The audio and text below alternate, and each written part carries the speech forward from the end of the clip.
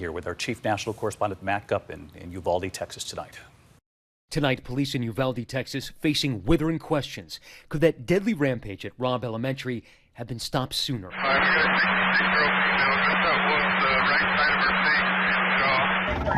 Investigators say just minutes after shooting his grandmother, suspect Salvador Ramos crashed his grandmother's truck near the school at 11:28 a.m. They say he spotted people standing outside a nearby funeral home and shot at them. The first 911 call came in at 11:30. Over the next 10 minutes, police say the gunman walked outside the school, firing at it. He then climbed over a fence, entering the building at 11:40. At this point, the shooter is on school grounds. Today, authorities making it clear he was never interacted with any police officer before entering the school. He was not confronted by anybody. Investigators studying these images that appear to show Ramos entering likely through an unlocked door.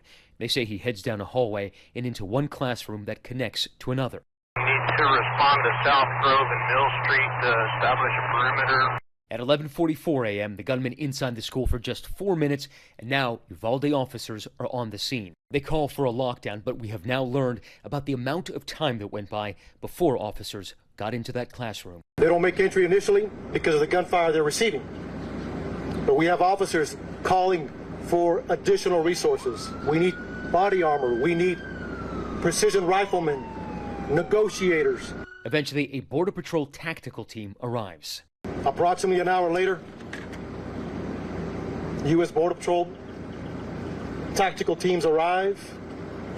They make entry, shoot and kill the suspect. During that time, police waited to go into the classroom. These images tonight of desperate parents wailing in anguish as they plead with police trying to reach their children. You're scared to get shot? I'll go in without a gun. There are broken windows where agents were trying and officers and law enforcement personnel were trying to evacuate some of the children. When it was over, 19 children and 2 teachers were dead. With so many questions about the time that went by, we have now learned just weeks ago officers practiced for this. Uvalde police doing an active shooter drill at the high school. Javier Cazares' daughter, Jacqueline, a 4th grader, was inside and was shot.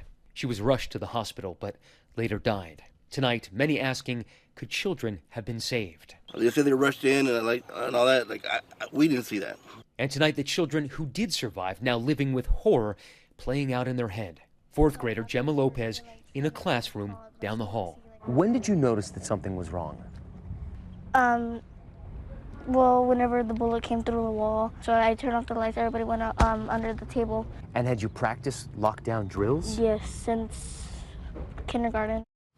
Not only practicing drills, children across this country and then this community having to go through the actual tragedy itself. Matt Gutman back with us again tonight from Texas. And Matt, I know we also learned more from authorities today. Investigators recovering a large amount of ammunition from that suspect. And Matt, I know you also talked with the suspect's mother for the first time about her son.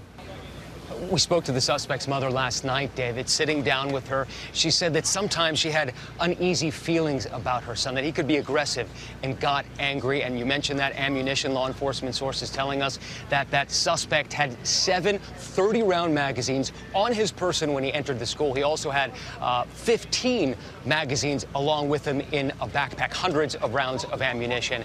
And tonight, investigators are telling us they are also looking into why a lockdown wasn't declared immediately after that first 911 call was made just down the street from us 10 full minutes before the gunman entered the school. David? Yeah, a lot of questions now about the response and just the images of the parents waiting to get inside. Really difficult to see. Matt, thank you. Hi everyone, George Stephanopoulos here. Thanks for checking out the ABC News YouTube channel. If you'd like to get more videos, show highlights, and watch live event coverage, click on the right over here to subscribe to our channel, and don't forget to download the ABC News app for breaking news alerts. Thanks for watching.